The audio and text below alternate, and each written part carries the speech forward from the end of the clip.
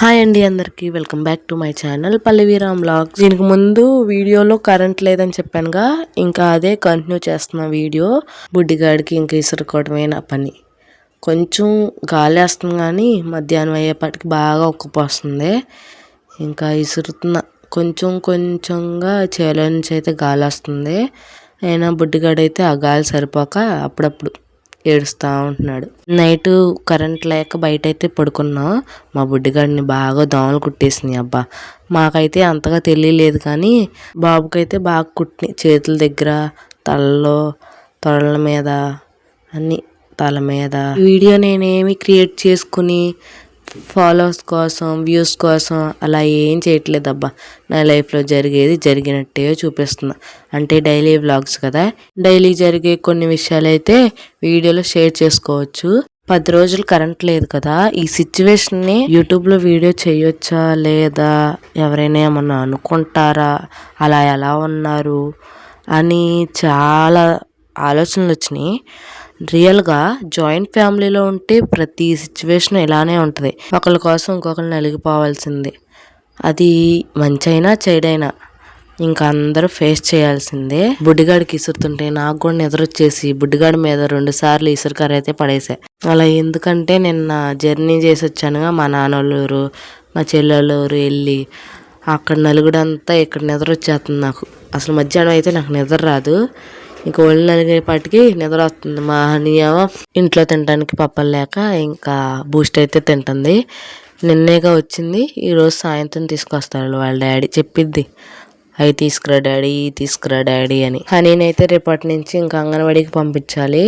ఈరోజే పంపించమన్నారు కానీ నాకు కుదరలేదు. నైట్ అంతా నిద్ర లేక సరిగ్గా ఈ దోమల్లో పొద్దున్నే లేగలేకపోయాను. ఇంకా బుడ్డిగాడి పక్కన బుడదాని పక్కన పడుకుంటే మొత్తం నిద్ర వచ్చేస్తుంది నాకు. ఇలా కాదు, ఇంకా పడుకున్నానో ఇంక లేచిపోతారు పిల్లలని వాళ్ళిద్దరిని పడుకోబెట్టి నేనైతే ఇసురుతున్నాను. అసలు నా మొహం చూస్తేనే తెలిసిపోతుంది నిద్ర మొహం. కొంచెం సేపు నాకు ఇసురుకోవటం, కొంచెం సేపు వాళ్ళకి ఇసురుకోవటం. బుడ్డగాడు ఇద్దరు పడుకున్నారు. ఇంకెలా అయితే అవ్వదులే, సాయంత్రం అయితే పనులు చేసుకోవడం కుదరదు, చీకటిగా ఉంటుంది. కానీ ఇంకా 2ంటికే మొదలుపెట్టే పనులు. ఈ వీడియో ఇప్పుడు తీస్తున్నాను కదా, ఈ వీడియో అయితే ఫస్ట్ రోజు కరెంట్ లేని రోజు. ఇంకా డే అంతా తీద్దాం అనుకున్నాను కానీ నా వల్ల అవ్వలేదబ్బా. లెంత్ ఎక్కువైపోయి వీడియో వాయిస్ కూడా ఇవ్వలేకపోయాను. పిల్లలు అసలు ఇసుకిస్తున్నారు, కరెంట్ లేదు కదా. బుడ్డిగాడైతే మరి ఉత్తప్పుడే ఇసుకొస్తాడు బుడ్డిగాడు. ఇంక కరెంట్ లేనప్పుడు ఇంకా నా ఒళ్ళోనే కూర్చొని పద్దాక వాడి దగ్గర కూర్చొని జోలపాటలు పడి. వీడియోస్ అయితే కరెంట్ లేనప్పుడు తీసాను కానీ వాయిస్ ఇవ్వడానికి అసలు కుదరలేదు, బుడ్డిగాడు నా ఒళ్ళోనే ఉండడం వల్ల. ఇంకా అందుకని చాలా లేట్ అయింది వీడియో అప్లోడ్ చేయడం. ఇప్పుడు ఈ సిచ్యువేషన్ వచ్చింది కదా, నా తప్పు మా ఆయన తప్పు లేనప్పుడు నేను ఆ దేవుణ్ణే తిట్టుకుంటాను. నిజంగానబ్బా, ఎందుకు దేవుడా ఎలాంటి సిచ్యువేషన్లు ఎత్తావు, అసలే నలిగిపోతాం పిల్లలతో ఈ ఒక్క గదిలో, మళ్ళీ దీనికి తోడు కరెంట్ లేకపోవడం. అబ్బా, చాలు కూడా లేదా అనుకుంటాను. ఎందుకు వచ్చిందో కానీ సిచ్యువేషను, నేను నా పిల్లలు మా ఆయన ఖచ్చితంగా నలిగిపోయాం.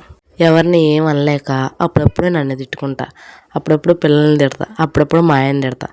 ఇంకా బాగా కోపం ఎక్కువైనప్పుడు ఆ దేవుని తిట్టుకుంటా. ఇంకేం చేస్తా, ఇంకేం చేయలేను కాబట్టి. ఇలాంటి సమస్యలన్నీ వచ్చినప్పుడు నా మైండ్ అసలు సరిగ్గా పనిచేయదబ్బా. అదే సమస్యని ఆలోచిస్తూ ఉంటుంది. సరిగ్గా పిల్లలను కూడా చూసుకోలేను. అయినా చిన్నప్పటి నుంచి అలవాటు అయిపోయిందిలే దేవుడికి నాకు. నేను ఒకటి అడుగుతాను, ఆయన ఇంకోటి ఇస్తాడు, దాంతో సరిపెట్టుకోవాలి, అంతే జీవితం అంతే. వెళ్ళొచ్చానుగా, ఇంకా వాళ్ళంతా అదోలాగా అనిపించి వాటర్ చేంజ్ వల్ల జలుబు, దగ్గు, జ్వరం లాగా అనిపిస్తుంది. ఇంకా హాస్పిటల్కి అయితే వెళ్ళాలి. ఇప్పుడు హాస్పిటల్కి వెళ్ళే పరిస్థితి వచ్చినా నేను ఫస్ట్ అయితే ఇంట్లో చిట్కాలు పాటిస్తా. అంటే గొంతు నొప్పి వచ్చింది అనుకోండి, పాలల్లో పసుపు వేసుకుని తాగడం, నెల సగ్గుబియ్యం తాగడం, మిరియాల పాలు తాగడం, ఇలాంటివన్నీ చేస్తూ ఉంటా. కొంచెం రిలీఫ్గా అనిపించింది. ఎక్కువగా నీడ సగ్గుబియ్యమే కాసుకుంటా. ఇంట్లో ఈ చిట్కాలన్నీ ఫెయిల్ అయిన తర్వాత ఇంక నేనైతే హాస్పిటల్కి వెళ్దామని చూస్తాను. మన లైఫ్లో ఒక సిచ్యువేషన్ వచ్చిందంటే మంచో చెడ్డో ఏదో ఒకటి నేర్పి వెళ్ళిద్ది పాఠాలు అనేవి. ఇప్పుడైతే బాగానే నేర్చుకున్నాను. ఇవి చిన్నప్పటి నుంచి నేర్చుకున్నవే. అంటే ఫ్రెండ్స్తో, ఇంట్లో వాళ్ళతో ఆ తాలూకు జ్ఞాపకాలన్నీ మళ్ళీ ఒకసారి గుర్తు చేసినాయి నిజం చెప్పాలంటే. ఇలా కూడా ఉంటారా అని. 2ంటికి మొదలు పెడితే పని 5ంటికి అయింది. ఈ బుడ్డిగాడితో మధ్య మధ్యలో వాడి దగ్గరికి వెళ్ళి ఆడించడం అవన్నీ చేసి ఇగో ఇప్పుడు అన్నం కర్రీ పెడుతున్నా. కొంచెం సేపు అయితే ఇంకా చీకటి అయిపోద్ది, అసలే కనపడట్లా సరిగ్గా. ఒక 5:30 అలా అయింది టైం అయితే. ఈ అన్నం ఉడికేలోపు బుడ్డిగాడికి ఆయిల్ పెట్టి మసాజ్ చేయాలి. చాలా రోజులు అవుతుంది సరిగ్గా చేయక, అంటే ఊర్లో వెళ్ళానుగా అక్కడైతే సరిగ్గా చేయలేదు. ఈ రోజైనా ఆయిల్తో మసాజ్ చేయాలి బుడ్డిగాడికి. కొంచెం సేపు ఎక్కువసేపు పడుకుంటాడు సాయంత్రం, అంటే దోమలకి అటు ఇటు కదులుతూ ఉంటున్నాడు కదా. కొంచెం ఒళ్ళు నలిగితే, నా ఆలోచనలు నావి, ఒళ్ళు నలిగితే కొంచెం సేపు అన్న పడుకుంటాడు. అవేమీ పనికిరావు వాళ్ళకి. నీళ్ళు అయితే పెట్టాను, ఇగో చీకటిగా ఉంది కదంతా, అసలు ఏం కనపట్టలేదు. ఫస్ట్ రోజుగా కొవ్వొత్తులు తెచ్చుకుందాం అనుకున్నాను కానీ నాకు అంత ఐడియా లేదు. ఇదే రోజుగా ఎప్పుడేగా ఫేస్ చేస్తున్నా ఇలాంటి సిచ్యువేషను, అంత ఐడియా కూడా రాలేదు. ఇంకా ఫోన్ టార్చ్ అయితే వేసుకున్నాను, ఛార్జింగ్ కూడా లేదు, 10% ఉందనుకుంటా ఛార్జింగ్. దాంతోనే ఇంకా అన్నం అయితే వండుకున్నాను. ఎండాకాలంలోనేమో ఈ ఒకే గదిలో కూలర్ పెట్టుకోవడానికి ప్లేస్ లేక అప్పుడు బాధలు అప్పుడువి.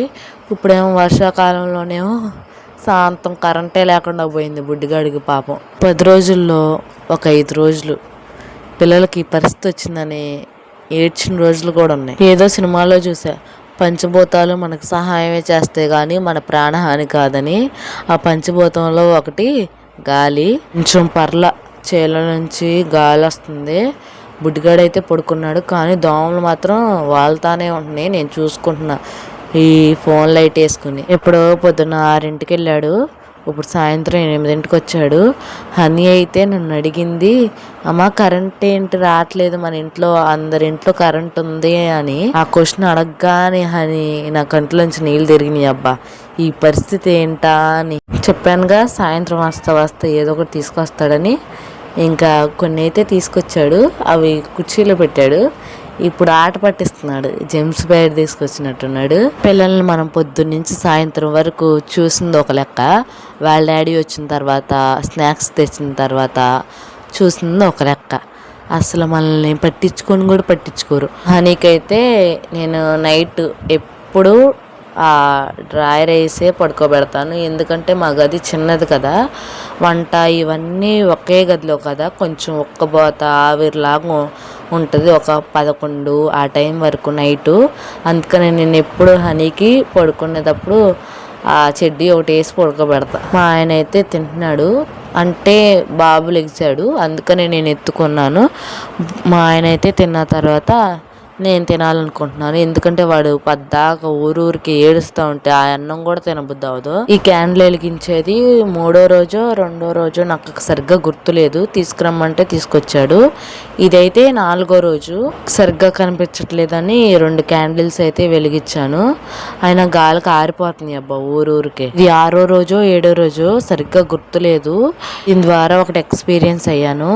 పాత రోజుల్లో ముసలి వాళ్ళు పెద్దవాళ్ళు వీళ్ళందరూ ఇలా పెందల కాడ పనులు చేసేసుకుని తొందరగా పడుకునేవాళ్ళు, తొందరగా లేచేవాళ్ళు. ఒకవేళ అప్పుడు ఆ కాలంలో పుట్టుంటే సేమ్ ఇలానే ఉండేదాన్నేమో నాకు తెలిసి, తొందరగా పనులు చేసుకొని. మంచి కోసం వచ్చిందో చెడు కోసం వచ్చిందో తెలియదు కానీ ఫేస్ చేస్తాం. అయిపోయింది, కరెంట్ అయితే వచ్చేసింది. చాలా కష్టం కరెంట్ లేకపోతే.